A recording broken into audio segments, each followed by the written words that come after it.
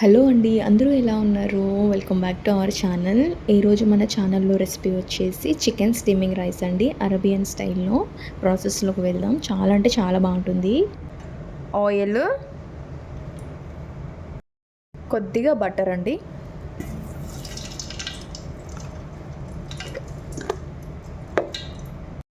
పెద్దవి 3 ఉల్లిపాయ చీలికలు,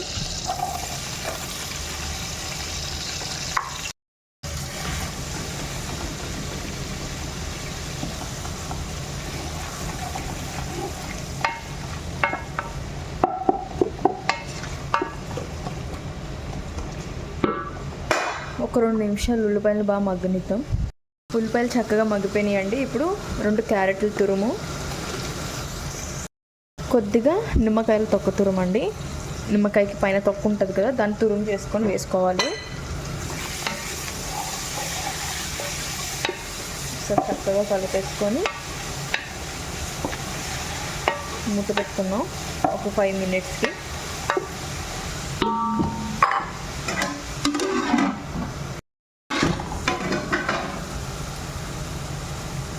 చిన్న కప్పుతో డ్రై గ్రేప్స్ అండి.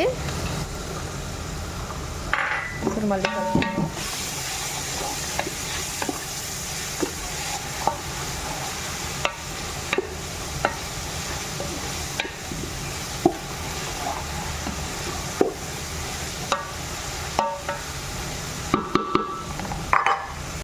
ఇప్పుడు క్లీన్ చేసుకున్న చికెన్ని మొత్తాన్ని ఇందులో యాడ్ చేసుకోవాలండి. ఓకేనా? మొత్తం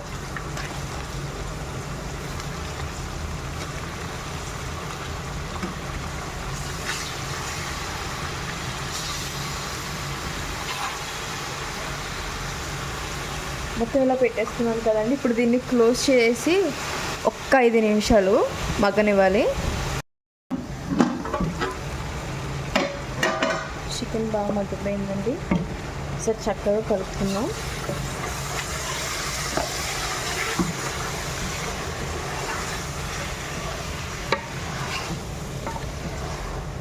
ఓకే, జీలకర్ర ధనియాల పొడి 1 స్పూను, గరం మసాలా 2 స్పూన్లు, పసుపు 1 స్పూను, ధనియాల పొడి కొద్దిగా, పొడి కొద్దిగా, ఉప్పు రుచికి సరిపడినంత, fresh tomato paste, tomato packet paste 1, మొత్తం అంతా ఒకసారి మిక్స్ చేసుకోవాలి.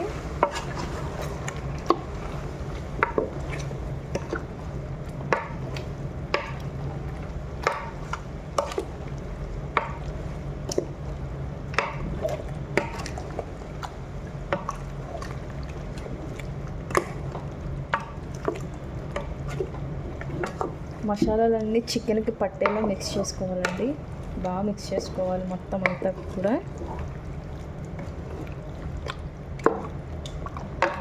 ఓకే,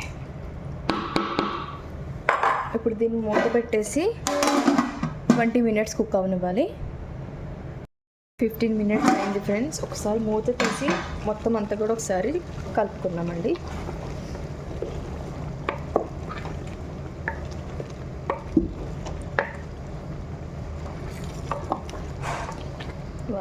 స్మెల్ అయితే అదిరిపోతుంది. ఓకే, మూత పెట్టుకొని మళ్ళీ ఒక 15 నిమిషాలు కుక్ చేసుకుందాం ఫ్రెండ్స్.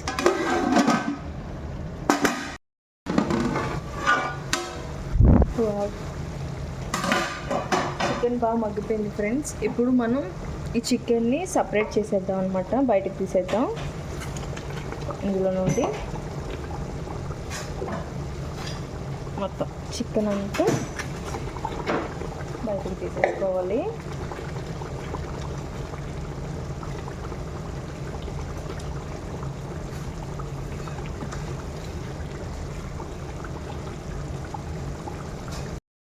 నేను ఇప్పుడు 6 కప్పులు రైస్ తీసుకుంటున్నాను ఫ్రెండ్స్. 6 కప్పులకి సరిపడా వాటర్ని నేను యాడ్ చేసుకుంటున్నాను అనమాట, రైస్ కుక్ అవ్వడానికి సరిపడా వాటర్ని. ఒకసారి చక్కగా కలిపేసుకొని ఈ స్టేజ్లోనే మనం సాల్ట్ చెక్ చేసుకోవాలి ఫ్రెండ్స్. సాల్ట్ చెక్ చేసుకొని మూత పెట్టేసి ఎసరు మరగనివ్వండి. ఎసరు మరిగిపోయింది ఫ్రెండ్స్. ఇప్పుడు రైస్ యాడ్ చేసుకుందాము. నేను ఆల్రెడీ రైస్ని 1 అవర్ బిఫోర్ సోక్ చేసి పెట్టానండి, క్లీన్ చేసేసి. సరే కలిపేసుకుందాం పైన కొంచెం. ఓకే, మూత పెట్టేసి రైస్ని ఉడకనివ్వాలండి. ఒకసారి మూత తీసి రైస్ చెక్ చేసుకుందాం ఫ్రెండ్స్. మరి తిప్పేయకూడదు, జస్ట్ అలా కలపాలంతే పైన. మరీ తిప్పితే రైస్ మొత్తం విరిగిపోతుంది అన్నమాట. జస్ట్ అలా పైన కలిపేసి మూత పెట్టేసుకోవాలి మళ్ళీ.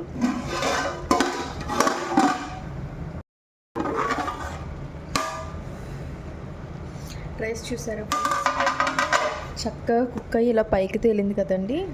ఇప్పుడు ఒక్కసారి పైన ఇలా కలుపుకుందాం. చూసారా, ఎక్కడ కూడా ఒక్క మెతుకు కూడా విరగకుండా ఎంత చక్కగా ఉందో కదా రైస్. మీరు గరిటె పెట్టి తిప్పేశారంటే మొత్తం రైస్ మొత్తం ఇరిగిపోయి ముక్కల కింద అయిపోతుంది అనమాట. జస్ట్ అలా పైన కలపాలి. ఇప్పుడు రైస్ ఇలా పైకి తేలిన తర్వాత మనం ముందు చికెన్ తీసి పక్కన పెట్టుకున్నాం కదండి, చికెన్ మొత్తాన్ని దీనిపైన పెట్టేసుకోవాలన్నమాట. ఇలా మొత్తం చికెన్ అంతా పైన పెట్టేసుకోవాలి.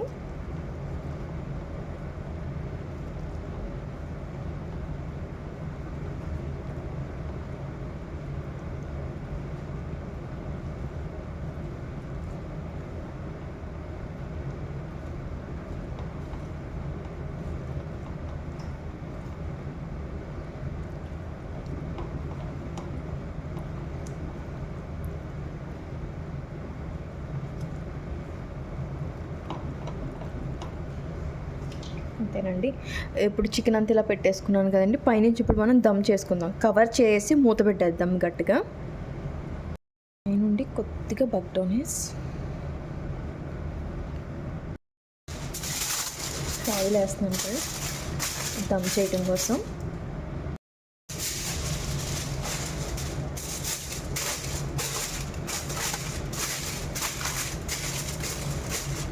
మొత్తం ఆయిల్ చేసిన తర్వాత మూత పెట్టేసుకోవాలి.